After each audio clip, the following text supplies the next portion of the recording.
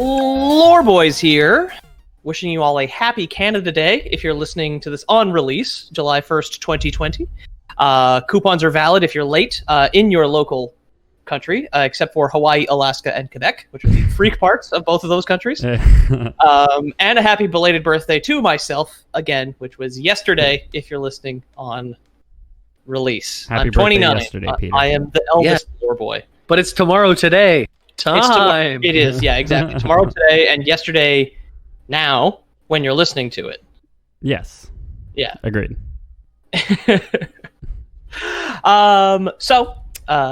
Celebrating my birthday and the birth of our nation, sort of, except for when it was formed from rocks and whatnot. We'll be continuing our exploration of the Christian afterlife in the Divine Comedy. Cool. Who's going to be joining you on that exploration, Peter? Oh, we'll get into it. It's still going to be Virgil and Dante, but also I've got a couple other boys who I want to introduce, whose birthdays it's not. Let me get through my preamble. Poor boy, Ethan here. Who else is here? Happy birthday to me. It's in 2 months. So, well, a month and a bit now. I'm the middleest lore boy. Some call me the cutest and the funniest, but, you know, different strokes for different folks. Centered. I'm James, the baby lore boy, who wears a diaper to game longer. Yeah. It's really the only way. And also because he's not potty trained. No. Well, it's hard. And we haven't recorded together in the same room for several months, so no one's been around to change his newspaper. So I think the diaper was the simplest solution. I just pour cat litter on top underneath my chair at this point, and just kind of mix it around. Yeah. Cut a hole in your seat. Yeah. It's like one of those speed biking seats where like the athlete's balls can rest comfortably, not against the bike seat. I'm pretty sure that's what that groove is for, right? I have no idea what you're talking about. Sure. So James here. I just started playing Minecraft, and if you guys want to start playing together, we may or may not have a Lore Boy server coming together soon. If you guys have an extra server laying around, that'd be really cool to get one going. Dedicated man. Yeah, I'm putting the bat signal out for that. Let's play some Minecraft together. So, the last time we talked about the Divine Comedy, we did Inferno. What do you guys remember from Inferno? There was layers, like a Shrek. Yeah. Okay. One of them was you're running up and down a riverbank naked, and wasps are stinging you. That's the vestibule of hell. That's the prequel to Shrek. Is the vestibule of hell. That's hell light. Yeah. There was one where you were stuck in mud or lava. I can't remember, and demons just flew around insulting you. Oh, that was one section of fraud, and that was for corrupt politicians. And it was boiling pitch. It was tar, and then they had their comedy roast demons. Boiling pitch is kind of a cross between lava and mud, though, when you think about it. Is it? I don't know how they make it. We had lust. Lust was there was like everybody was naked and wanted to touch each other, but big old gusts of wind would take you away anytime you tried to get close. Stop you from touching. The fuck hurricane. Yeah. There's the suicide people who get to be trees that bleed for the rest of their lives. There was the bottom it was all icy and cold. There was was it Michael, the archangel? Or it was Satan, Lucifer. Who was down Archangel Michael frozen at the center of hell. Like, what? Isn't he though? Isn't Lucifer the fallen archangel, Michael? He is. I don't know if they're the same person. I don't know if it's Michael. Anyway, Lucifer is his pre-Satan. Yeah. Okay. There's also that one layer where you have to listen to all of our episodes, but they have the quality of our first episode. Yeah. That's treachery, but that's the ultimate sin. That's personal treachery against God. Yeah. Although when we finally get to Paradiso, we're going to get to the section of hell where you get to listen to our season 1, but with the quality of today. Oh yeah. That's what it's all try to amount to. So, when we last left Dante and Virgil, and again, if you're lost here, there's a whole episode about hell you can listen to. And we last hung out with Dante and Virgil. They were climbing down Satan's gross matted fur, while he is at the center of the final circle of hell, treachery. He's still kind of hangs off the edge of the planet, sort of. Okay. So they can climb down his body, and he's too distracted chewing on Judas, Brutus, and Cassius to worry about the living, and also Virgil's ghost. It is specified in the beginning of Purgatorio, which is the part of the poem we're doing right now, that they're climbing down Satan feet first, which originally I thought was weird because it's not like the normal way of descending a ladder is head first. Yeah. Right? Let me just be clear. They're not swan diving off the edge of Satan here, okay? Yeah, exactly. Very we orderly. climb safely down Satan's body, respecting OSHA standards of shipping. Yeah. They both wore harnesses at all times. Yeah, exactly. Yeah, they had a guy down at the bottom holding the rope for when they're bouldering. Only one guy was climbing at a time. The other guy had to spot him. You know. Yeah. They had CCPA glasses on just in case there's any debris that got kicked up by the wind. Yep. Yeah. Very important. Yeah. Just in case any stray jisms get blown up by the horny hurricane. Yeah. I mean, it's all like one of those people frozen in ice for treachery is like some secret inspector to make sure the conditions of hell are appropriate for the dam. Oh, very safe climbing here, guys. You passed the test. Yeah. I don't know if you've ever done secret shopping. My sister's done it a few times. It's where like a company will pay you to go into a store and spy on the employees to make sure they're doing their jobs properly. I've heard of it. I didn't know. I didn't know it was so easy to do, and I did not know that your sister was a narc. Yeah, she did it when she had no job and was just like, I want a bunch of weird, odd jobs at some point. So yeah, she like narked for some retail chain at some point. Like she fudged it. It's not like she was like, yeah, like customer service girl was a bitch, but just like, yeah, she was a retail narc at one point. Okay, dude, honestly, go ahead. I was on the receiving end of that when I worked at McDonald's. And there was a guy whose job it was to go to all the Eastern Ontario McDonald's and order things, measure how long it took, see the quality of the food, like the order the toppings were put on, like everything. Yeah. That sounds imagine that's your hellish. job. That sounds being on both ends of that sounds hellish. Although like to Peter's point, if you're gonna do it just to fuck it up and skew those numbers and just be like, no, this one, like the worst one was the best one, and then the best one you just call it the shittiest one, like whenever I get an ad on YouTube, and you guys, I might have told you guys this, but I don't know if I've told the listeners. Anytime I get an ad on YouTube that's a survey, I always answer it just completely incorrectly. Like it was like, which of these brands have you heard of? I'll only select brands that I haven't heard of, and I'll never select brands that I have heard of.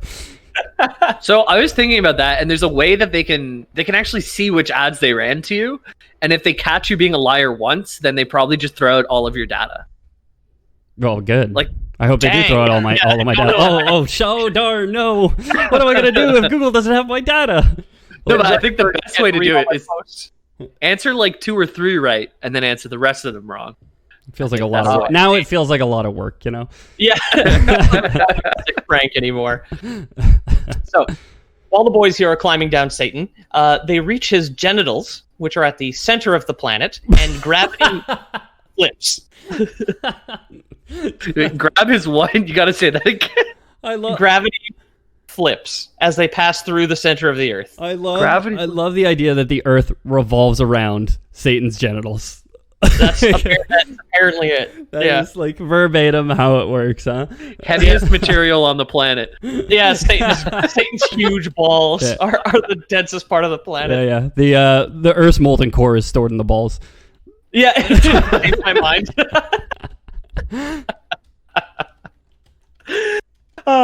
So, as they're going down, Virgil, now, this is why it was specified that they were climbing down feet first, because as gravity shifts into the other direction on the opposite hemisphere, Virgil begins to rotate and climb down towards what are known as the antipodes, which I will get into. They're not one of Satan's weird demon sex organs. It's not like the testicles, the penis, and the antipodes. So it's like, yeah, you're gonna want to go around those. That's it. Yeah. The third gender, Satan. Satan. So this is Goop, InfoWars, and the devil. There we go. Yeah. Oh my god. So Dante is initially confused by this, and got the impression they were returning to hell. After only climbing downwards for about an hour and a half. He senses a scam asks Virgil what the fuck is going on, and Virgil clarifies that it's already almost morning where they are, because he has to explain time zones to Dante. Yeah. No, which is weird. Dante is writing this and is a self-insert and has another character explain to his self-insert time zones. But it's like they're antipodes, right? So they're like the two edges where the earth where everyone's brushing their teeth. He's like, no. When we left hell, those figures trapped in ice were brushing their teeth. When we come out here, they're brushing their teeth. It's got to be the same place. It's an hour and a half. Are you kidding me? Yeah, exactly. I love that callback. We already have an antipodal theory, thankfully. Yeah. So Virgil explains time zones, and then just after passing through the center of the Earth, they are now 12 hours ahead, specifically of Jerusalem, which was considered the central city of the Northern Hemisphere. So at the center of the Earth, it's now 7:30 Saturday morning, meaning Jerusalem is currently 7:30 p.m. on Good Friday. So even Dante in the 1300s believed in a round Earth. Good. Yeah, I mean, it's... Take that, Facebook. Yeah, take that, the Alex Jones gender, I guess. The Infowars people. As they head down, Virgil also explains that the southern hemisphere once had land on it, but it recoiled north in horror when Satan fell from heaven and crashed into the planet.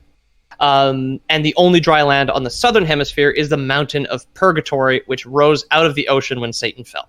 So he basically crashed down and popped out like a big rock plug, and then all the other continents were like, ugh, and ran north to hide from Satan. But Mount Purgatory floats. It's an island, so it is presumably connected to the seabed. Yeah, wait. Are there floating islands? No. Garbage. Next question. That one floats. Wait, all of them go all the way down to the Earth? They're like little mountains that peek out of the ocean? Mm-hmm. Yeah. Shit. Like base to tip, the tallest mountain in the world is not Mount Everest. It's an underwater mountain. The largest waterfall in the world, too, if you want to be real pedantic, is technically underwater, and it's off the coast of Iceland. Interesting. Two different bodies of water meeting, and one of them just like it's much, much colder, so it just drops right down. But the cliff is like unimaginably high, basically. That just gave me like nightmare fuel. Imagine being like underwater, falling down an underwater waterfall. No, and freezing, going down into the blackness. Oh my god! You drown twice. Yeah. He double drowned. Yeah, exactly. He drowned twice off the coast of Iceland. Oh no. Oh no. We had to send down 2 expeditions. We had like a submarine inside a different submarine to be able to go into this underwater river. Yeah, Subnautica DLC. They got to put an underwater waterfall. Yeah, well, there is like lakes of incredibly saline water just at the bottom of the ocean. It's like so heavy it separates from the ocean water. Yeah, and they're like lethal. They're fully lethal to most life, and they just look like normal. So like most like fish will just like swim into them and then just like instantly die. And die. Because they just get cooked by the salt. Yeah. Anyway, there's your animal fact of the podcast. We got it. That should be one of the levels of hell, man. That's terrifying. Yeah. That's the underwater saline lakes. Yeah. I mean, I think in Dante's time, like he might have known the Earth was round, but I bet the ocean floor at its darkest depths was completely unimaginable to him, right? Yeah. And it's pretty unimaginable to most of us. Exactly. Yeah. So the Mountain of Purgatory is antipodal directly to Jerusalem, meaning it is on the exact opposite of Dante's spherical Earth. Mm-hmm. In real life, round earthers state that the antipodes are points on the planet that are the perfect opposites of each side of the sphere, and the estimate is about 3 to 15% of all land on Earth is antipodal to other land. Some examples from Wikipedia are Eastern China and Mongolia are antipodal to Chile and Argentina. Yep. I just watched an episode of QI yesterday, and they talked about antipodes a lot, actually. So perfect. I did my homework. Know that you were ready for this. Yeah. I went on the subreddit where people find someone who lives on the opposite side of the Earth of each other and put a piece of bread on the ground and call it a Earth sandwich. Yeah, you're a sandwich. They also talked about that on QI, so I did my homework for both of you, I guess. Good. Well, geez. So after some more climbing up now from on the other side of the planet, Virgil and Dante squeeze through a narrow crack in the rock formed by the frozen lake Cocytus that... Sorry.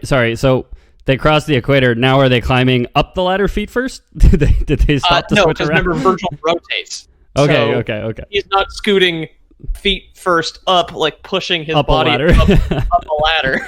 The natural position of the ladder is you have to ascend it feet first and descend it head first. That is classic power line safety. Yeah. Okay.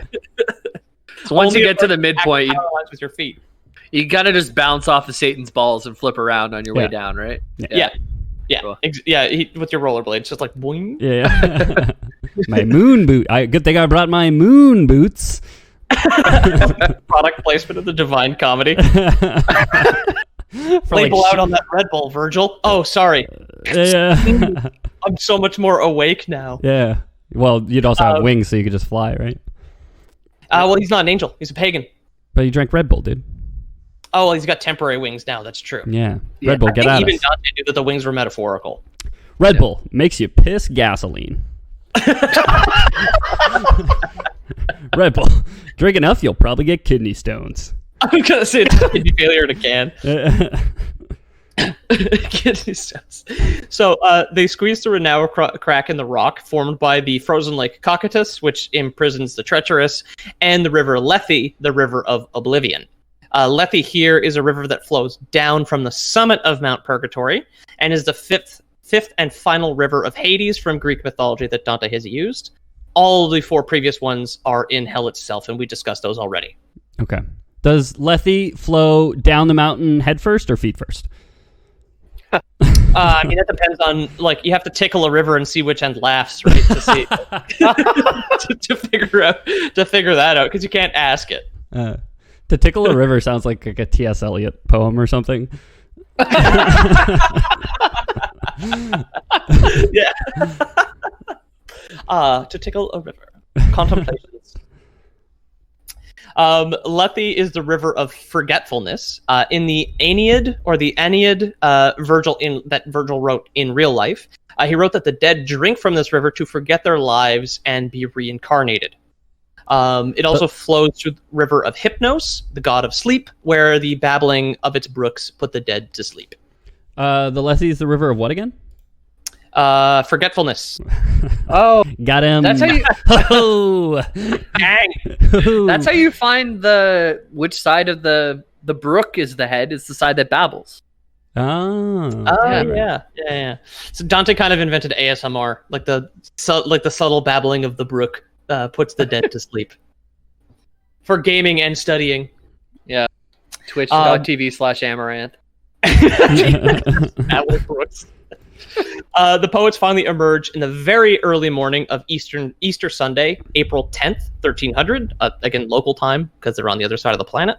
Okay. And the mountain extends out of the ocean towards a starry sky. Now, given our lives growing up within Western canon, what do you guys think Purgatory is like? Boring. I had the wrong impression going into this. So it's like the waiting room from what we hear, but I'd imagine that's not the case. Ethan, what'd you say? I said boring, but okay, yeah. So like Jamie says, if the waiting room of hell was wasps on a riverbank, stinging your naked body, then I'm gonna guess it's like, I don't know, ice baths and electroshock therapy.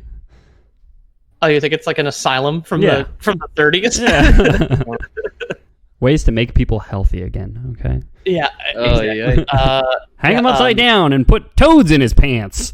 That'll fix his insanity. Too much blood. Get it out.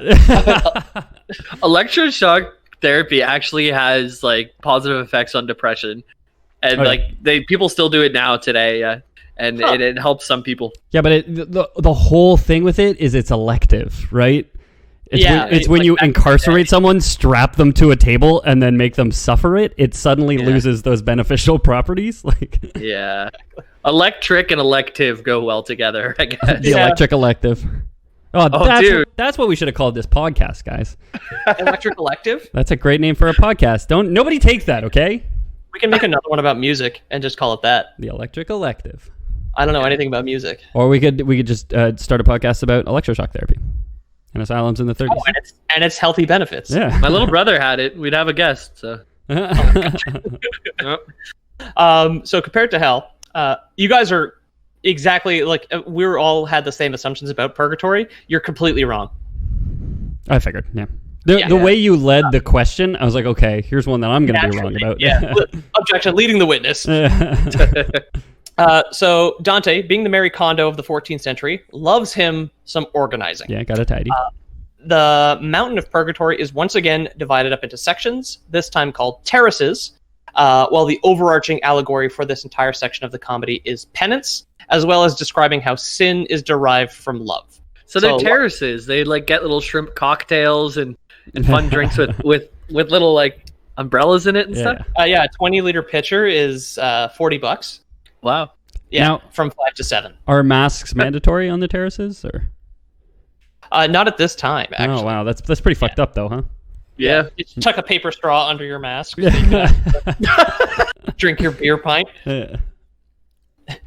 What is this? What is this new hell? I hated paper straws before the pandemic. It tastes weird. I mean, it's that, or maybe kill someone. So who's to say what's worse? I know. I mean, frankly, I'm just not going to go to a terrace. Yeah. I'm just going to avoid the whole situation entirely. Tell me about it. So love of sex makes you lustful. Love of food makes you gluttonous. Love of 7 deadly sins, the anime, makes you a fucking weeaboo. True. Okay. As with any good hotel, there is once again a lobby of sorts before getting up to the 7 terraces and the penthouse suite. The lobby in this case is called Untitled Purgatory, and it's the shores of the island around the mountain where the lads meet Cato the Younger. Okay. His placement here is still debated because, one, he's a pagan, and like, why is he working in Purgatory, not in limbo with other guiltless damned? Because that's where our boy Virgil's from, right? Virgil lives in limbo, yeah. He was devout, but a pagan. No, he's a virtuous pagan. He is not a Christian. Sorry, yeah, but not devout, but not virtuous. Devout, so, well, did Cato get to come to Purgatory because he helped Inspector Clouseau in the Pink Panther movies? Yes, he taught Virgil karate. Okay, good. What is a virtuous pagan? Somebody A good person who's not Christian. has good virtues, is virtuous. I said devout, meaning virtuous, but devout is more believes in religion. Yeah. Just like a good person, but not Christian, so you can't go to paradise. Sorry, bro. Okay. Yeah. So Cato was a real Roman senator who lived between 95 BC and 46 BC. He died in Utica, upstate New York, meaning he never heard the term steamed hams, as that was an Albany expression. Yeah. We talked about him in one of my university classes, Cato. What did he do? In life, he had a public conflict with Julius Caesar, was not involved in the assassination plot.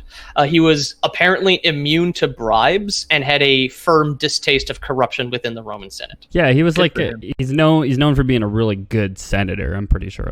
At the time, just did things right and like by the book. And he was like one of the big ones who like always spoke out against Caesar taking power, because he's like, we know you're just going to keep the power, blah, blah, blah, and like whatever. And Caesar did. And it wasn't necessarily a bad thing for Rome at the time. Like, through the lens of history, Caesar keeping power wasn't necessarily a bad thing, because they did go on to do some pretty incredible things. But probably for the people at the time, it was shittier, you know? Yeah, and Dante has like kind of mixed feelings on Rome and Caesar, right? Because Cassius and Brutus are both being gnawed on by Satan. The worst, the lowest level of hell. Exactly. Right. And then he's got somebody here who is anti-Caesar, Cato, working on the shores of Mount Purgatory, where he should never have been able to get. No, exactly. The debates on his placement within the comedy likely stem from the fact he also killed himself, and was not placed in the forest of suicides back in hell. Huh. Yeah. Good for him. So for me, my lore boys canon for What this. do you mean? What do you mean? Good for him. He killed himself. Good for him. No, he didn't get placed in hell, dude. It's not in hell. He made it to Purgatory. Okay. I just wanted to clear that one up. Okay. Yeah, fair. It was a little ambiguous, I guess.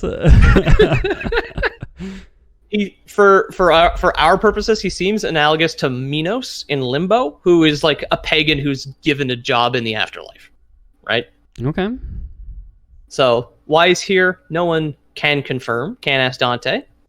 We don't have the notes he left in the margin, just like Cato the Younger suicide? Question mark. Because Cato here has been placed by God himself as a general guardian or like bouncer on the shores of the island. Unlike damnation, in Purgatory, souls are guided to the mountain by angels, all the while singing in Exitu Israel de Egypto, after gathering in Ostia, which is a seaport in Rome at the end of the Tiber River. That's where bones come from. Awesome. Yeah. You can check out our Command and Conquer episode for more about the Tiber River as well, or whatever. Yeah. There's a new Command and Conquer that just came out. Have you guys tried it? Yeah. It's an old new. I have not. It was like a couple weeks ago. I've only ever played Red Alert. Okay. Listen Back to in our Yielden times. Command and Conquer episodes. Yeah, you just listen to all our episodes, actually. In Exitu Israel de Egypto is an old Italian song telling the story of Exodus, where the Jews left for Israel with Moses from Egypt. Right. I remember that. In a letter to his people go. Yeah. Well, it's the Prince of Egypt, the DreamWorks movie. Yeah. That movie's fucking awesome. Very good things. In a letter to his top patron, Can Grande e della Scala, Dante also explained that the song represents the redemption of Christ and the journey of the soul from sin to grace. And he has more info on his Patreon, patreon.com/dcomedy69. Okay. 69. Yeah. For the third tier, we've got you a guaranteed spot in heaven. All you need to spend is $250 a month, and we'll that's that puts you in fraud. That's like what is it? That's simony. Is like paying for power in the church. Damn. I mean, isn't there a sect of Christianity that like leans really hard into the donations? Like all the televangelists, right? Televangelists do. I don't know if they're like their own sect. Like I wouldn't even name a sect if we had to right now, but we could just leave it at that. Evangelical Protestants is the ones that Jamie was about to mention before I cut him off here. Oh my god. About the whole Protestant Reformation is because Martin Luther thought that buying your sins away was stupid. What the fuck? Oh, and maybe that's what I'm thinking. I mean, I know like tithing is huge. Like those televangelists, they all have like private jets, like $57 million, and there's that famous clip of them like reasoning during the 2008-2009 recession why they need to have private jets and why people shouldn't stop sending in money. And there's this one guy who's always on Reddit. He has the evilest face ever. I forget his name, but he's one of those guys. Yeah. There was. I mean, with the coronavirus too. Like he has this thing where he goes out and he's like, "I know a lot of you are losing your jobs, but you better not stop sending those tires if you want to get up into heaven." And it's just like I gotta pay the pilots of my private jet who are both award-winning stallions. Yeah. And they're absolutely not allowed to wear a mask when they're getting on the plane with me. Like, oh, I was joking that they were actual like racehorses. But how could they hold the joystick, Peter? You could, if you're rich enough, you could have like a custom horse use like a custom like a steering wheel for an airplane that a horse could use. Sure. Or cover it in peanut butter like Mr. Ed, and he'd just like fly it that way. Anyway, so the lower part of the mountain contain the Excommunicate and the Late Repentant. Detained at the base of a cliff, the Excommunicate include Manfred of Sicily. Manfred was the last ruler of Sicily from the Hohenstaufen dynasty, which is, I guess, not a cake or whatever. It sounds like a corner store cake that you can get. Just like, baby, I'm too tired. When you go get soda, can you pick us up a couple of Hohenstaufens? And she'd be like, "Of course, honey." Of course, honey. They were the Hohenstaufens were a dynasty of the Holy Roman Empire. Manfred supported the Ghibelline side of the Guelph and Ghibelline conflict, meaning Dante was not a fan. Yeah, not a fan. He was Guelph. He wanted two popes because that's all they ever fought about was I popes too, but you popes wrong, so let's war. It's like the history of Europe. One of them had to pope better, right? What are the odds that they were perfectly equivalent popes?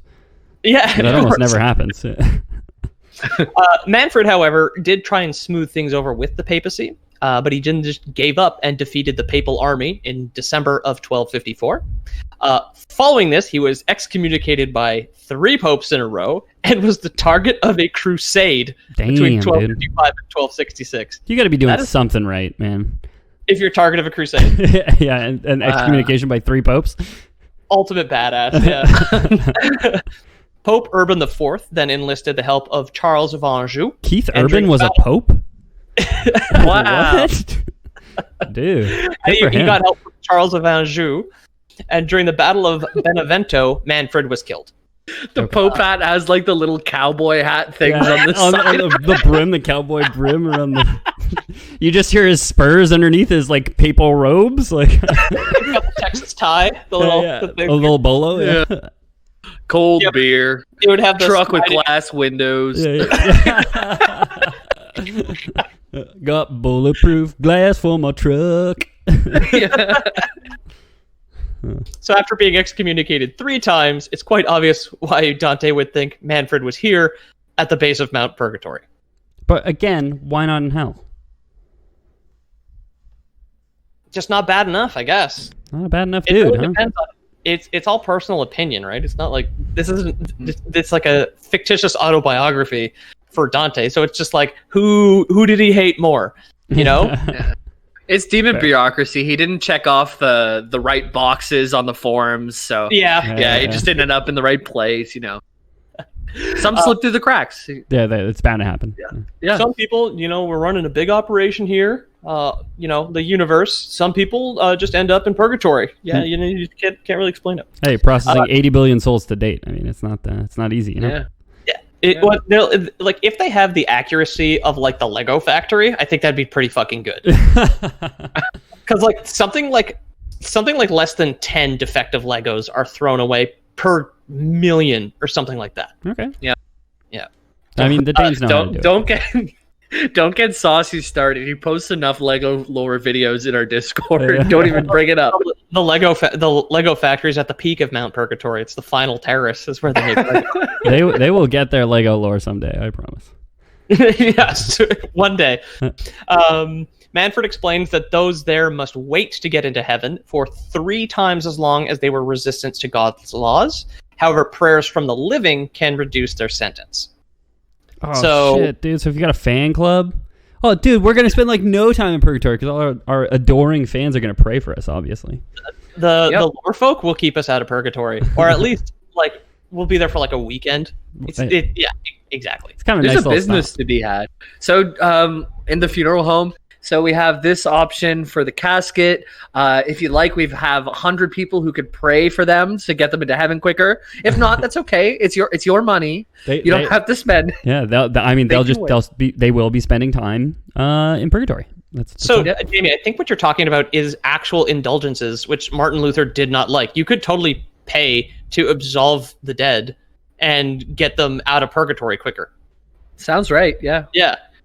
I mean, it's not like you're the first guy who thought that Catholicism could make a little bit of cash on the side. You don't think?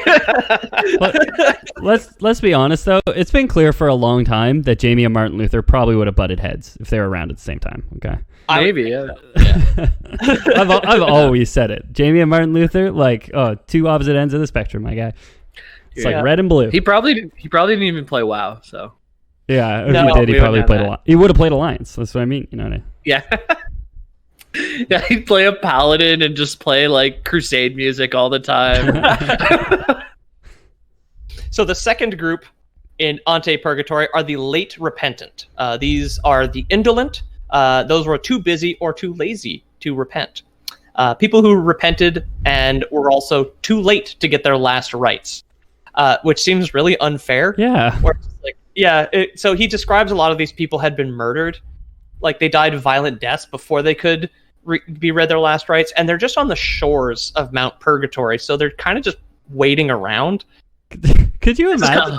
Could you imagine you like get murdered and it's like, oh no, sorry, you didn't cry out repentance while you were getting stabbed.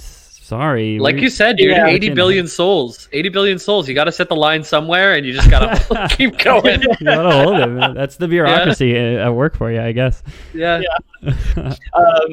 So the final category within the Late Repentant are negligent rulers, because kings and queens are like appointed by God sort of thing, so they kind of get a free pass. Though if they're negligent, that's it. We're going to get more into some negligent rulers in a moment, because Dante also finds someone named Belacqua, who is theorized to be the dead friend of Dante's, as he is relieved to find him in purgatory and not in hell. Pretty wild. So he's just like checking off his Facebook friends, just like, okay, who's where? What's going on here? Belacqua checked in at purgatory. Check in on exactly. Facebook. Checked in as safe. Checked in as safe. Shores of Mount Purgatory. Like, Oh, phew! I was so worried. Who he was in life is not confirmed. The best guess is that Belacqua was a nickname given to Duccio di Bonavia, which was a musician and friend of Dante's. He also made musical instruments. Belacqua, Bonavia. I don't know. Yeah. Well, it could just be a nickname, right? Yeah. Records exist stating that Bonavia was alive in 1299 and dead by 1302. So it is assumed he died at some point in and around 1300, where the comedy is set. That's kind of how they figure this is the guy, but it's unconfirmed as to who he actually is. Belacqua's recognition in modern times is mostly thanks to Samuel Beckett, who wrote Waiting for Godot and How the Grinch Stole Christmas, among other things. Waiting for Gal Gadot? Damn. Waiting for Gal Gadot. I love that movie. Yeah. Wish it was longer than 28 minutes. One of Beckett's favorite works is the Divine Comedy, and he identified strongly with Belacqua's indolence. So, like, I mean, that's good for an Irish author. He's very resistant to Catholicism, right? Yeah. So while Belacqua is still in the fetal position under a large rock, Dante is relieved to find him safe. And since he isn't damned, he will eventually end up in paradise. Oh, good. He's safe. Crushed under this large rock. Don't gotta worry about I don't him. know if he is being weighed down by a stone or whether he's like hiding under a stone. Either way, there's no blankets in purgatory, and he's like trying to take a nap, so he just grabs a boulder. Cozy. He's Patrick Star. Yeah. Yeah. Oh my God, is SpongeBob just purgatory? Yeah. Is SpongeBob Dante? Tell us. Yeah. Well, they go swimming in the sea at the bottom of the sea, which we talked about earlier, right? Uh-huh. Those saline things. Yeah. Gulagoon would definitely be one of those like rivers of muck filled with the wrathful, right? It's like the flagellon or what. I can't remember these words without reading them in front of me because I'm an idiot. Even though I wrote it. The phlogiston? Phlogiston? No, it's had a Y in it. There you go. Yeah. Anyway, they also find Pia di Tolomei, who was a noblewoman murdered by her husband, therefore not receiving her last rites, and Sordello, who was a performer and composer from Mantua in northern Italy. Virgil was also from Mantua, but since he's a pagan, allows Sordello to explain the rule of the mountain. Souls can only move up the mountain during the day, since the sun represents God. So there's going to be a lot of timekeeping throughout this episode because they got a schedule to keep, right? It's like red light, green light. You can only move when the sun's up, and then if you're caught moving when the sun's down, it's like, oh, back to start. Back to hell. Oh no. Yeah, Playground Damnation was my favorite thing to do when I was young. It's fun being damned forever. What are you kids doing? Getting damned for all eternity?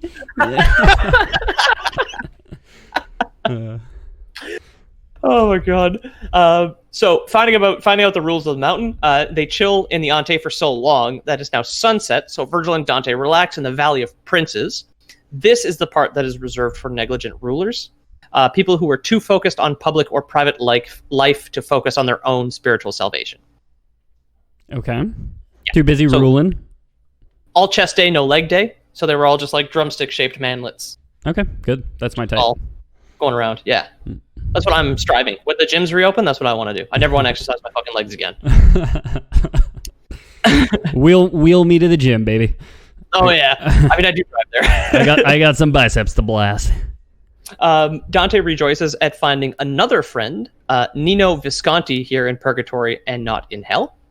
So this is one of those parts where it's still kind of Mary Sue-ish, where it's just like, wow, what are the chances that everybody I love is not in hell? Except for that one guy I accused of being a sodomite who's like wandering a burning desert. Just like, wow, everybody I like is such a good person. They made it. Frozen up to their necks in ice, so I just like, oops, trip on them or whatever. Yeah. See, God agrees with me. Yeah. What do you mean? The proof that God agrees with me is right there. I wrote it in a poem. You know what, Your Honor? The defense rests. He did write it in a poem. He did write it down himself and say that he was right. So yeah. You know what? Screw it. We'll just pay for him to be absolved. Yeah, 700 years later. Finally, Dante crashes at around 8:30 p.m. that night, like a nerd, for a good night's sleep. Well, sun's going down. In bed 4-9 in Anti-Purgatory. Sun's going down. What are you going to do? Yeah. Get caught walking up the hill at night? I don't think so. Not if God's not looking. Then you can't prove that you've been absolved of your sins. Exactly. So after getting his 40 winks and submitting himself to the snooze button, Dante rises just after 8 in the morning, finding that someone has carried him past the rabble at the gate, past the rabble on the shores, up to the gate of Purgatory. That's convenient. This is also known as Petersgate, which is my political controversy in Vietnam. Okay, right. And Petergate. It's where I didn't know they were recording when I admitted to all those crimes. Yeah. There are 3 steps up to the gate. One that is polished white, reflecting the penitent's true self. One that is just a black rock with a cross cracked into it, representing mourning, and one that is red, representing the blood of Christ. Now, St. Peter guards the gates, right? To heaven. In heaven, maybe. I haven't read anything about Paradiso yet. This is the gate to Purgatory. This is Peter's gate. What are the gates to heaven called? The pearly gates? I don't know what they're going to be called here. Yeah. It's St. Peter, right? But that's not this, though. That's not this, though. We're not going to heaven. We're in Purgatory. All I'm saying is there's a parallel here, guys. Jamie, pull up I'm wondering when St. Peter was first assigned to... Yeah, St. Peter, guarded by St. Peter. Assigned to that role, if it was before or after this Dante fellow. After this was written? Yeah, at the gate of Purgatory, Peter's gate is guarded just by like an angel valet who carries an unsheathed sword. At this time, the angel is too bright for Dante to look at. However, Virgil tells the angel that they have a doctor's note from Beatrice and Mary, and also tells Dante to sack up and climb up 3 stairs. Okay. So, everything has swords because all this was written back when swords were like the weapon, the high tech thing, right? Would they all have like AK-47s if we wrote a Bible today, or how would that go? It's all drones. If we wrote a Bible today, yeah. God has drones, dude. Obviously. Yeah, it would just be robots all the way up. By the way, every time a bell rings, a drone gets its motors. Yeah. A drone gets a civilian casualty. Oh my God, Jesus. Saint Peter, keys to the kingdom in this thing called the Bible. So was that? It doesn't give a date, so I don't know if it was written before or after this Dante thing. I guess there's no way to really tell. I think the Bible's a spin-off. I'm not sure. Of Dante's. That makes sense. Yeah. I haven't read the Paradiso part yet. I don't know where they got the idea. Yeah. The Bible is great satire. Dante crawls up the 3 steps and begs the angel for one more hit of that sweet, sweet God. The angel agrees. However, he uses the tip of his sword to carve 7-letter P's into Dante's forehead. Peter. He states, "Take heed that thou wash these wounds when thou shalt be within." Pee pee poo poo pee pee poo is what it stands for. Oh, my bad. Yeah. The P represents the old Italian word peccatum, or sin. Okay. 7 P's for the 7 deadly sins. That makes more sense than writing Peter into his forehead 7 times. Yeah. Considering this angel's name is not Peter, he is unnamed. Well, the gate is called Peter. The gate is called Peter. It's Peter's gate. Oh, the gate. That's true. Yeah. It's like it's a Baldur's Gate spinoff, Peter's Gate. Yeah, it's D&D. It's like 2.0. Yeah. It's Purgatorio. It's just a flash game that it has like 7 items in it. Yeah. And that's it. So while passing through each terrace, the idea is that the angel guarding the exit will heal one of the P's and allow Dante and Virgil to go through. It's like the opposite of a membership card. So every time you get to a new gate, they peel a sticker off. Okay. So that you can then get into Paradise. So then Paradise is a free sub. A free 6-inch sub. I mean, footlong's ridiculous. We're not made of money here. Yeah. So maybe they don't peel the sticker off. They just put a sticker over one of the P's. Oh, so you just end up with a bunch of fucking stickers on your card? They just give you Band-Aids. There's lore for why they canceled that whole plan of stickers on subway cards, by the way. I forgot the story, but I remember it being interesting. Is that the next episode? Is that your next episode? Yeah. What happened to the stickers for your free sub at Subway card? They've got a good villain, I'll tell you that. I was going to say. Something using stickers to lure children? I don't know. Yeah. Hey. So after giving their emails to the angel, he unlocks the gate using a silver key and a golden key. They represent remorse and reconciliation, respectively. And shortly thereafter, they hook up the original Xbox and play a little Truth and Reconciliation in Halo, because Dante wants to get his hands on that fucking sniper. Yeah, you got to do it. Yeah. So after they finish the level on Legendary, the angel warns the poets never to look back. Okay. Don't look back down the mountain. Easily done. Yep. The best view, when you're climbing a mountain, the best view, straight ahead at the mountain.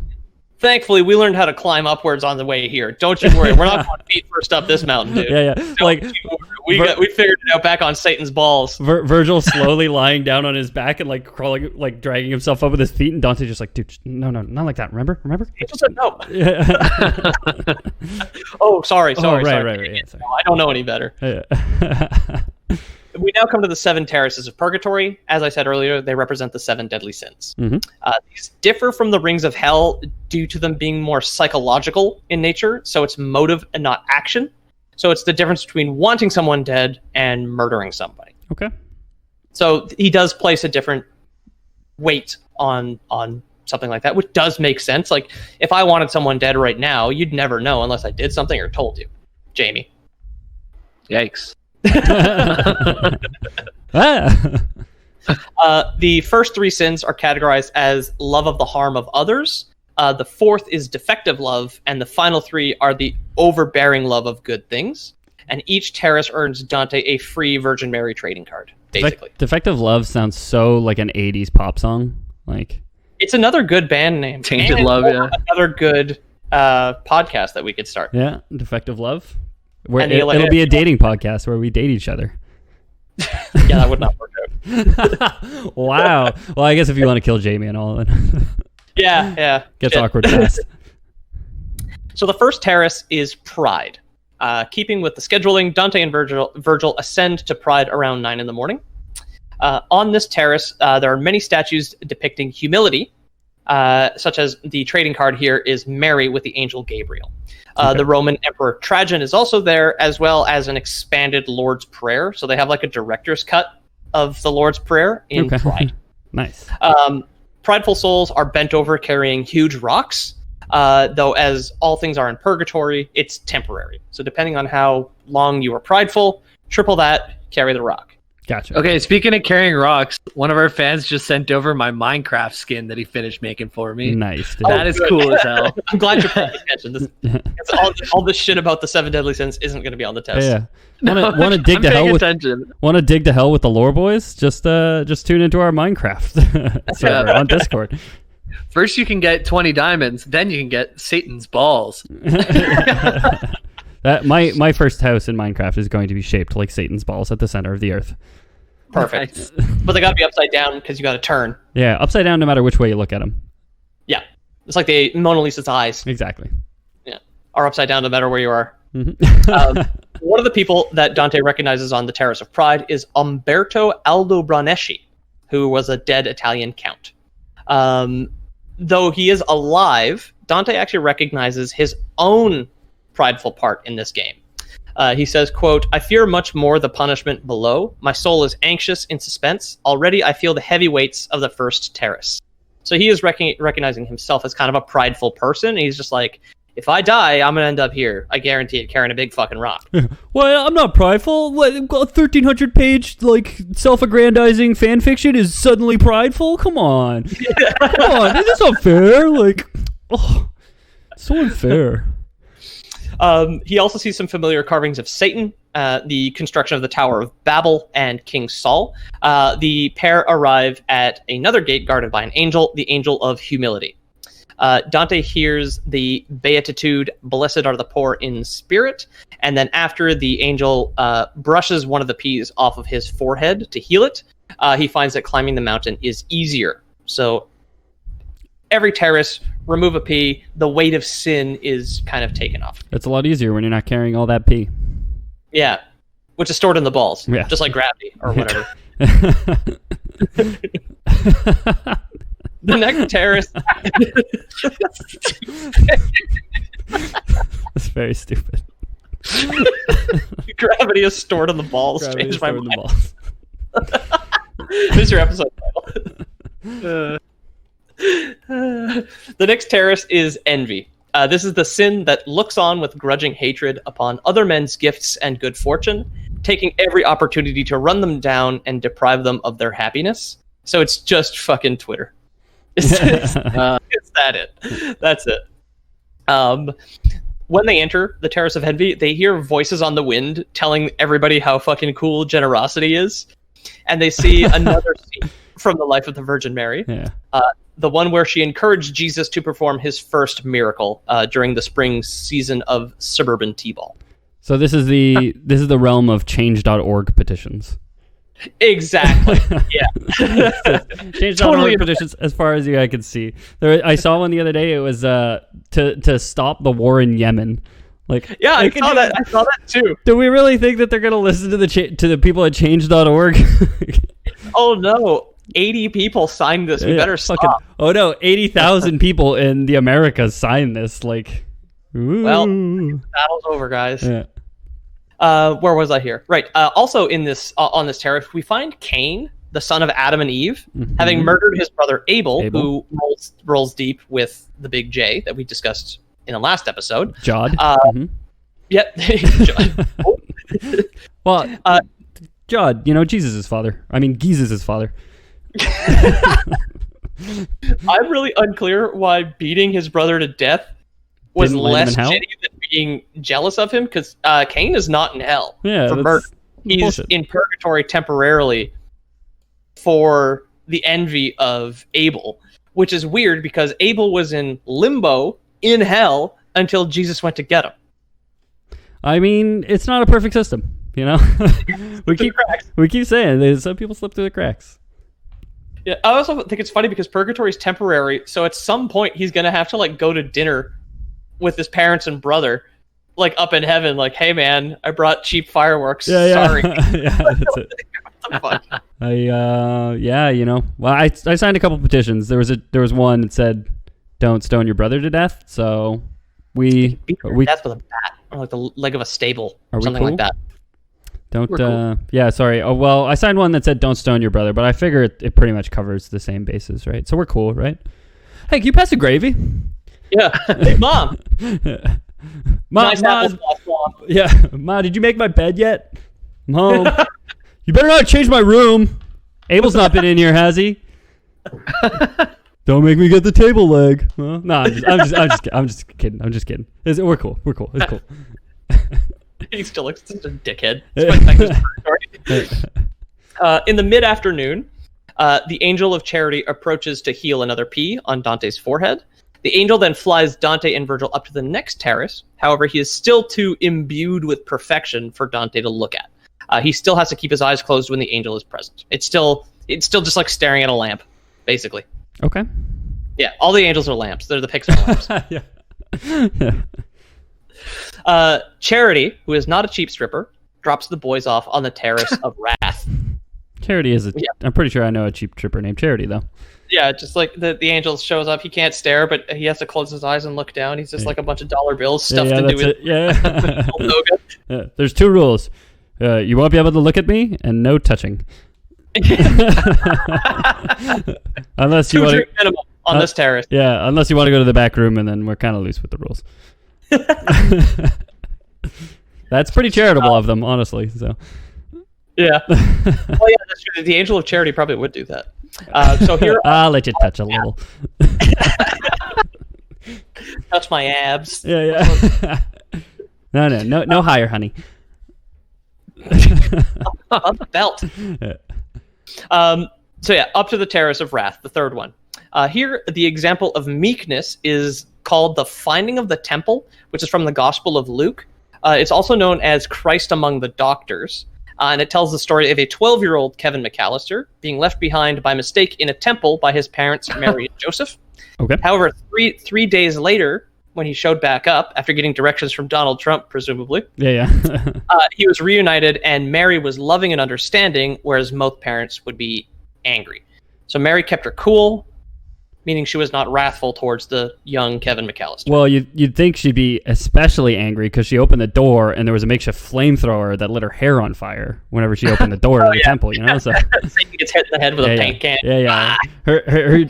His dad, Joseph, was pretty mad because there was some Hot Wheels on the ground and he just tripped down them right into the basement. And then once he was in the basement, he was stuck down there. There's a bunch of glue on the floor. There was pandemonium. The wrathful wander around in acrid smoke, which I had to Google because I had no idea what that meant. It's basically like tear gas. It just is something that is foul-smelling, bitter tasting, and burns your eyes. It's a great word that I've only ever read, and I would have pronounced it acrid.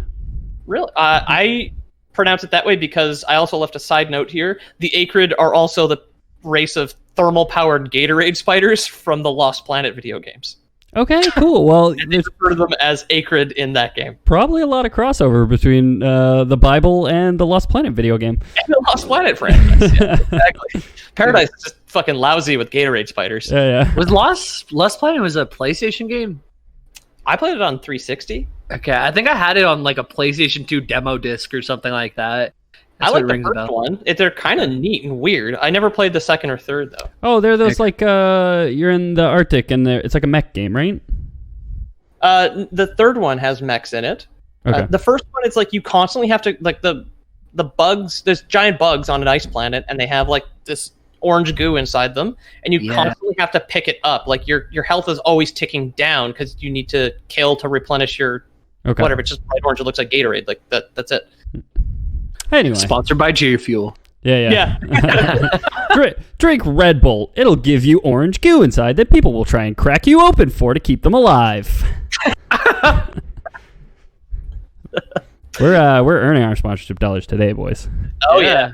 Working hard for it. The prayer associated with this terrace is the Angus Dei. Lamb of God, you who take away the sins of the world, have mercy upon us, grant us peace. Okay.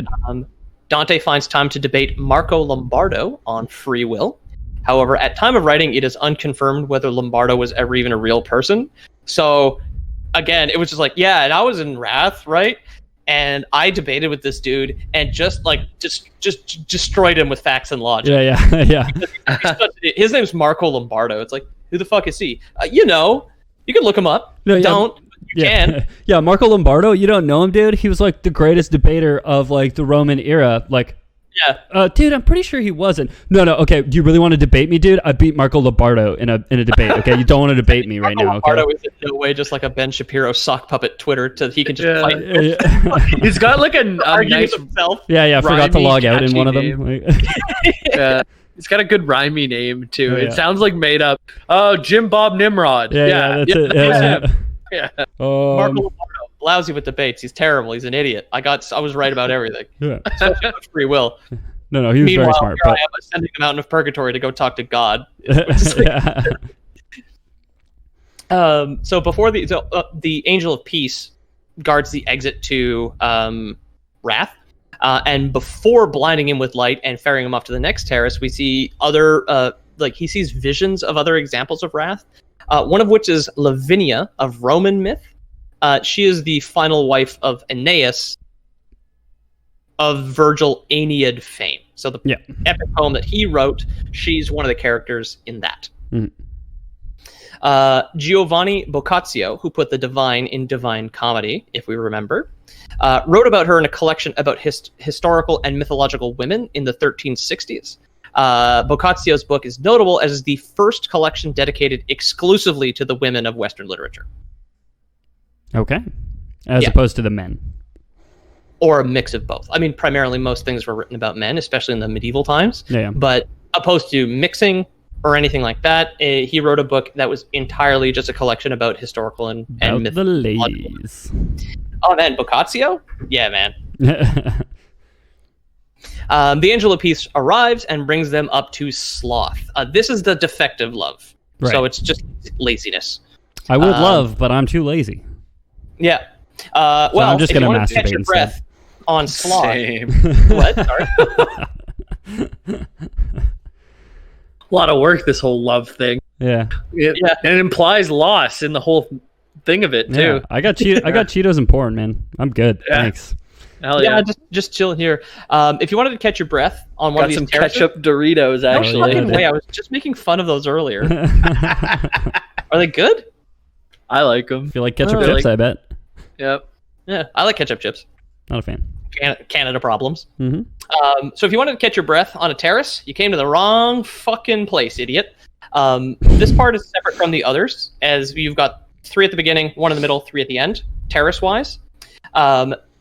Sloth demands that those there remain too busy to chat. Dante doesn't even see anybody famous or talk to anybody. He just sees a bunch of like fucking Italian politicians just like feverishly stapling papers together that are all and just like constantly organizing things. They don't have any time to talk to Dante. He doesn't have any time to like even recognize anybody. If you've got time to lean, you've got time to clean. Yeah. Yeah, exactly. There's a secret shopper on this level who's timing everybody and checking how long their breaks are. So yeah. fucking Peter's like, sister's there, just fucking narking on people. You know, it's oh my it's a big god, problem. yeah. Like it's like I'm starting to recognize one of these souls has been here for quite some time. That's weird. Yeah. You'd think she would have gone up to paradise at some point. She's like, covers blown. Yeah. Get me out of here, God. Yeah. And just like disappear to a cloud of smoke. just turns around to face down the hill and like Raiders of the Lost Arks herself back into heaven. Just like melts. So Dante didn't even put any like politicians that had wrong opinions in this part. Sloth is just like too busy. Just it's I don't know. It's giving me conniptions. I don't want to stay here. It's making me nervous. Yeah, that's it. Get the fuck out of here. There is a beatitude for this terrace, and it is, "Blessed are those who mourn, for they will be comforted." And not wanting to let a good thing go to waste, Dante and Virgil are just like, I don't care about all these jobbers. They actually sleep for the night on the Terrace of Sloth. Okay. Yeah, because they're alive, and also not condemned to purgatory, so they get to nap. One of them's alive. Yeah, Dante is. Half of them. It's like, oh yeah, do you want to pull a sick prank, Dante? No, not really. It's just like, no, come on, let's sleep in front of all the people in Sloth, man. They're gonna be so pissed. Yeah. Well, at least the All ones right. behind us will be. Yeah, exactly. Climbing up backwards. Yeah. Oh, you'd never get to see their faces though. No. Oh shit. This is hellish, That's dude. probably why. All That's these great probably pranks, why. and you can't even see the reactions. While sleeping in Sloth, Dante dreams of a siren representing greed, gluttony, and lust before being awakened by the angel of zeal, which is the opposite of Sloth. This angel removes another P and brings Dante and Virgil to the 5th terrace. Gotcha. Yeah. Terrace 5 is avarice, reserved for those whose love of earthly goods was too extreme for Dante and God. They have greed, whether but they they're not that greedy. They are either greedy, ambitious, or extravagant. Well, that's So, but because purgatories, all they don't act on it, right? They're like, they have want for nice things, but they don't get nice thing. Or they have only one like pipe to smoke their tobacco, but it's an extravagant one, and they have to only get their like it's got gold studs on it, and it had like they don't have a million of them, but the one thing they do have, they're very proud of it. It's extravagant. There's one guy there who never bought anything his whole life, but his family got him a gold-plated tombstone when he was gone. So they're like, Oh, yeah. sorry, man. Yeah. I mean, you wouldn't have to be in purgatory that long. It's just like 3 times as long as something. I don't know. How would that even work? Because obviously, since you can exhume and try people who are dead or statues, like we discussed last week exactly. or last time, Yeah. I don't know. If your parents got you something or if your family got you something extravagant after you died, I could totally see you getting punished in purgatory. Oh man, you know what we should do? Oh, never mind. I'll save it. I'll save it for another time. Another idea. All right, yeah. It's gonna I be a mean, great prank. you have eternity. You might as well grab a couple of those rungs of purgatory on the way up, right? Or else you'll never know what it was like. That's true. And it'll make 30 so that much better. True. Yeah. Yeah. Yeah, exactly. Like how good is paradise if you haven't at least spent a little time in purgatory, sleeping under big rocks or fucking inhaling tear gas? Like, yeah, you're like getting into heaven, just like washing your eyeballs out with milk. You're just like, so was it worth it? Like, I guess. I don't fucking know. This milk doesn't really help. I was awake for I think 4 days straight, man. Then your eyes clear, and it's God's teat himself giving you the milk in your eyes. Oh God! He's dousing you from his big godly jugs. He is both Christian god and one of those like Bronze Age fertility goddesses. That's just like the titties and the gut, like made of clay. Yeah. This is not the episode for the evangelical Protestants out there. Yeah, exactly. Unless you want to donate to our Patreon and get us a private fucking jet, then I'll say whatever. Yeah, that's it. Maybe we could get on the air on whatever channel they show those fucking televangelists on, right? I think they have their own channels. Well, yeah, for sure. But maybe we could get on it. The God Network or whatever it is. That's probably what an actual evangelical preacher would call his network. Yeah. Might have, no doubt. Where was I here? Right. The avaricious, right. The avaricious lie face down on the ground, repeating the psalm, oh my god, Ad haesit pavimento anima mea. I know how it goes. Is about avaricious down. Avaricious down. All right, okay. Avaricious definition make them boys go crazy. Okay. Yeah, it's avaricious was God was getting a little too old to be doing pop music, but nobody told him no, so he did avaricious. Yeah. Dante and Virgil meet Pope Adrian V, an example of a holy man corrupted by ambition and desire, all the while being under the influence of, again, Charles of Anjou, who is like really kind of the background villain of Purgatorio here. Okay. He's got his fingers in many pies, right. But I guess he was alive at this point because he's not in hell and isn't in purgatory. Right, in 1300 at least. Just sowing seeds. Yeah, exactly. Also here is Hugh the Great, who is Duke of the Franks in the mid 900s, and King Midas, who is not a real person, but he Hugh what? Hugh the Great. What? Say that again. This man is a sexist. Hugh the Great. Oh, humongous. Yeah. Oh, right. Jeez. Humongous what? Hugh the Great what? Hugh the Great what? Yeah. This man assaulted me. There's a nice 2017 throwback for all our listeners. Yeah. We're fucking born, probably. Up with the times we are. And King Midas is also an avarice. I want you guys to guess how long Adrian V was Pope for. 5 days. 6 days. 38 days. Damn. They didn't even ordain him as a priest. So he got elected as Pope because, again, he was under the influence of Charles of Anjou, who was pulling all the strings, and he died before being ordained. There was another Pope prior to him, a little earlier in the 1200s, who was Pope for 16 days, and they never even counted the votes. They were like counting votes, and it's like, oh, there we go. It's this guy. And he'd been dead. He was dead already. Wow. Just they felt bad. Like, oh, guys, we should have given it to him while he was alive. I guess so. Let's just give it to him. Elected, so it's like, oh, fuck. Jamie, I Prices Righted you on that question, and I noticed. I just want to stop the podcast. Is Prices Writing someone a sin? You know what? I take it back. I repent. And I'll go with. You're talking about it, so that's a little prideful. No, I'm talking about it in a sorrowful way. I want to rescind my guess of 6. I don't know. I'll go with like 12 or something. Okay, I'll go with like 38. Yeah, sure. Whatever. Actually, now that you mentioned it, that's probably a better one to go with. Yeah. So I like that you didn't use your second chance to guess right. Well, you said 38. I don't know. Twice. It's very humble. The angel of humility is going to love that. Yeah, he tricked me. Is tricking me a sin? Should be. It's fraudulent. Yeah. Yeah. Oh, That's guess some hell going... shit, though. That's hell tier shit, though. Yeah. I'm gonna get roasted, dude. Roasted, Yeah. dude. Bruh. In more ways than one. Yeah, me and the bubbling pitch, and oh no, these demons are so mean. Yeah. So despite the fact that he's, in purgatory, Adrian still gives Dante and Virgil directions. He helps them get through the terrace.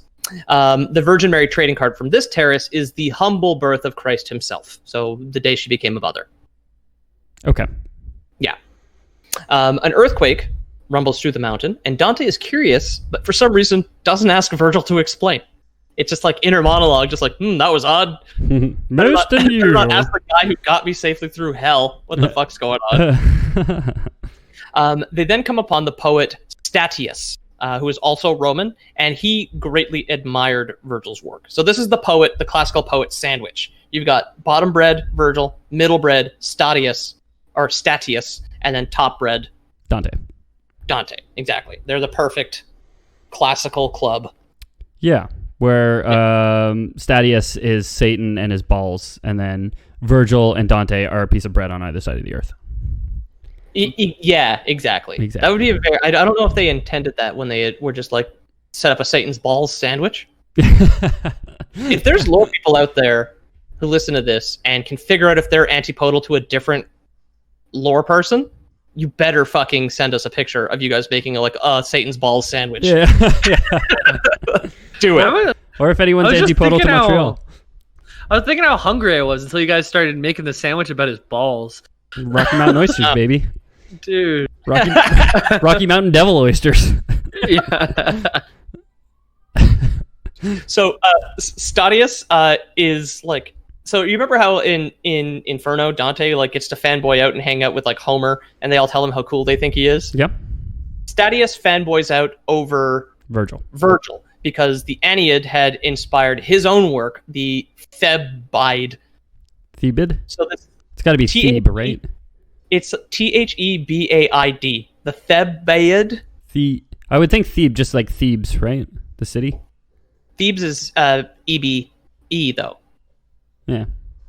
Yeah, it's a Thebaid. I don't fucking know. Whatever. Anyway, he was a big fan of Virgil and wrote a different epic Roman poem about it. So this was Dante after criticism in the Inferno, where they're like, dude, it's so unrealistic that you have all these people just like fawning over you. He's like, so like he gets to Purgatorio, he's like, no, look, they do for Virgil too, dude. It's not just me. Like, no, it's just like dead poets love other poets, dude. It's like Simps all the way down. Yeah. Yeah. Dante and his OnlyFans, like. Yeah. Did we make that joke last time? I don't know. I don't know. I'm probably. OnlyFans would definitely be. I don't think it's a sin, but you'd probably end up in purgatory for a little while if you simped on an OnlyFans. It's got to be lust. Lust is one of the 7 deadly sins. We'll get to it, but it's not like if you can't really act on it. On OnlyFans, it's by its nature like non-physical. So like if you simp on OnlyFans, you would be purgatory and not the circle of hell. Oh, you're like buying pornography too, though. Porn is in there somewhere in one of those sins, and I think lust is probably one of them. Probably be lust, yeah. And if that person, a lot of OnlyFans people have a husband or another partner, and you're not supposed to look at your neighbor's wife or whatever. Thou shalt not covet. Coveting, yeah. That's kind of a combo. Of avarice. Lust and envy. Yeah. Yeah. All right. Well, next week we'll let you know where you'll end up in the afterlife if you sub on OnlyFans. Yeah. Now remember they went to bed, so this is day 2 on the Mountain of Purgatory. All right, but Statius, he explains the tremors from earlier. These occur when a soul is ready to ascend to paradise. So the entire mountain shakes when somebody's punching out. Basically, it's just like, I'm done, boys. I'm going to the island. It's all good. Well, I guess that'd be the movie The Island and not the actual island of Purgatory, right? ScarJo and Ewan McGregor. Fan out a bit. Sorry. ScarJo and Ewan McGregor. Yeah, I kind of like that movie. It's dumb, but it was dumb and fine. Yeah. Statius continues to fan out a bit with Virgil and grills him about the other rad poets of antiquity that he gets to hang with in Limbo. So he's just like, man, did you meet him? Did you meet Homer? Is he there? Oh, fuck, is he cool? Like, they have a conversation, and Virgil just kind of entertains this and tells Statius about all the different people that he gets to hang with as as guiltless damned. Yeah. Oh no, actually, like we did meet Homer. He was really cool, but he loved my friend Dante here, dude. Like you should have seen it. In Purgatorio, Dante presents Statius as having been baptized and was like a secret Christian in Rome because it was still illegal at that time when he was alive. Okay.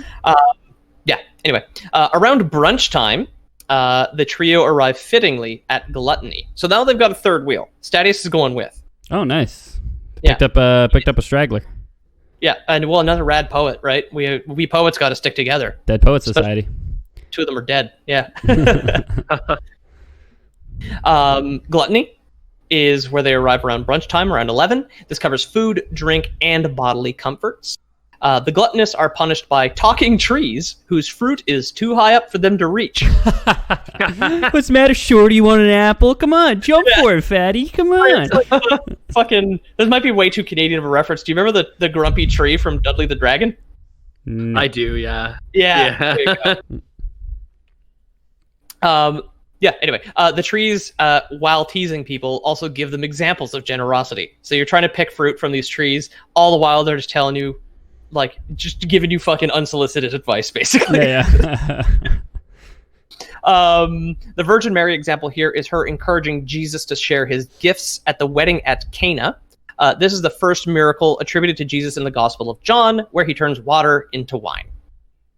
Okay. Yeah. I've heard of it.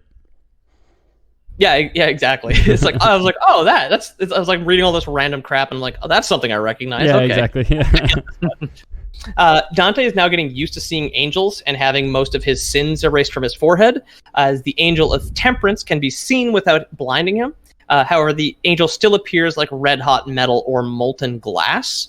Okay. And he still does the whole trade your pee and move on ritual thing. He just trade like, your thanks. pee, get a wrist stamp.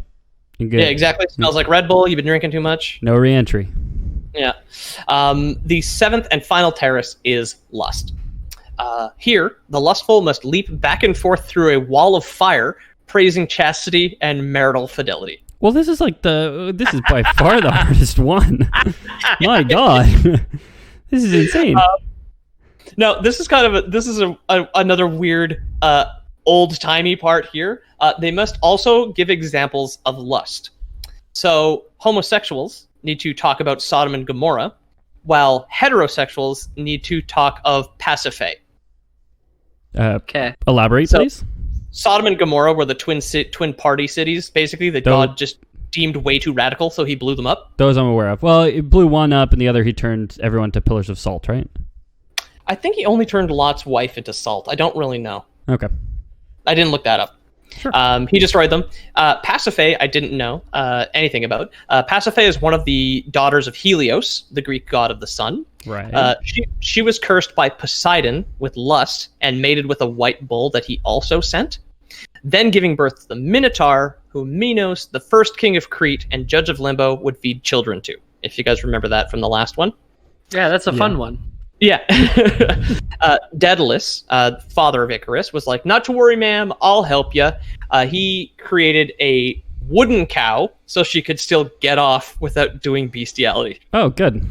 Yeah. I mean, you got upgrades, right? Like, that's nice. It's like do that. I mean, it's like in today's day and age, there's lots of inventive dildo shapes. Like, yeah, it's not gay if you fuck a wooden man. No. Okay, like Peter's laughing, but it's not. It's not. Okay, it's. I insist. It is not. Okay, guys, stop laughing. Jesus Christ. So to get out of lust, they actually do have to pass through the flames. Dante's not into this. Dante is afraid to enter the flames, but speaks with two poets that he recognizes. Arno Daniel is whatever. not Daniel. Your grammar's a little off there. Arno is known as the Grand Master of Love. Oh, wow! Baby. Yeah, that's his posthumous title. He was also a poet. And then there was another one here named Guido Guinizelli, which sounds like a fake Italian name. Again, sounds like a made-up name. You know? Yeah. I got Jimbo Timbo and Guidi Guinzali spaghetti. Guido Guinizelli. Yeah. Exactly. I'll have the. Is there shrimp in the Guinizelli? Yeah. normally, but we can take it out. Could you substitute it for scallops? Yes, 1 scallop guinizelli. Yeah. And what's this one? The Guido guinizelli. Oh, that's our house specialty. That's we bake it in the oven with a covering of cheese. Ooh. Oh, honey, it's like escargot. Let's get that. Oh, Jesus. You're making me spend so much again, dear. I don't care if it's our anniversary. We're not made of money. Yeah, but those two would be really fun. They talk about how great like marital fidelity is. Just like it's like jumping through the wall of fire. It's like, buy your wife expensive pasta. Yeah. So you could go a little nuts on date night. Like just good relationship advice, jumping through a wall of fire. Yeah. Try listening to her. Guinizelli was the first to write in the Dolce Stil Novo, or the sweet new style of poetry, and Dante considers himself to be a disciple of Guinizelli. Okay, there you go. Big fan of the baked cheese on top, I guess. Right. Yeah. We all are. I mean... Yeah. Dante is still pretty unsure about how safe this wall of fire is.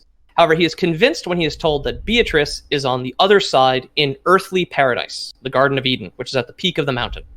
On the other side of the firewall, Dante rests one more time. So he does pass through. My 13-year-old girlfriend's on the other side of that. I'm jumping through. She died before I could creepily marry her. Yeah. Oh, no. Read the lore. She's actually 2,000 years old. Okay? Yeah. She's under the body of a 13-year-old. Yeah.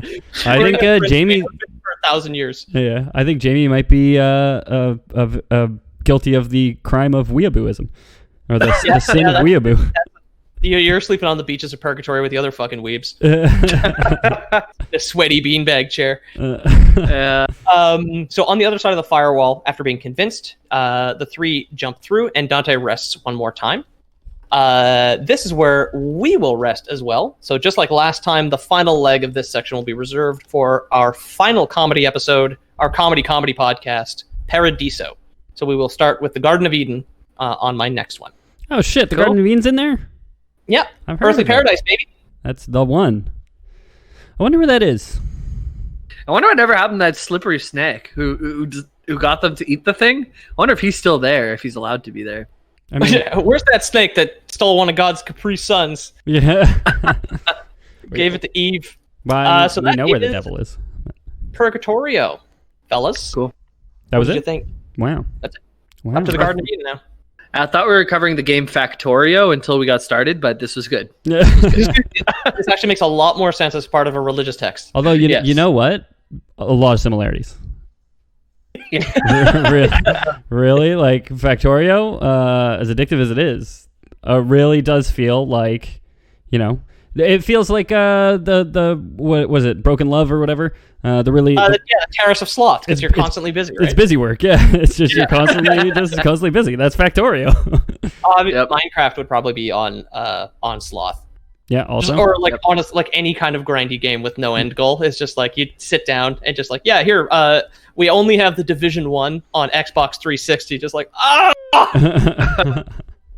Yeah, if I was guilty of anything, it'd be sloth and gluttony, because I'd order a pizza and play Minecraft all night. That sounds great. So I have been your host, your Virgil. I don't know if I made that joke last time. Peter O'Donoghue. You can find me at Pete O'Donoghue on Twitter and at Loreboys Podcast on Instagram. Come check us out. Tell us we're handsome and smart. And Ethan, if I wanted to jump through a wall of fire talking about chastity with you, how would I do that? I'm the follower of the host. You're follower of the host tonight, Dante. I don't know if I made that joke last episode.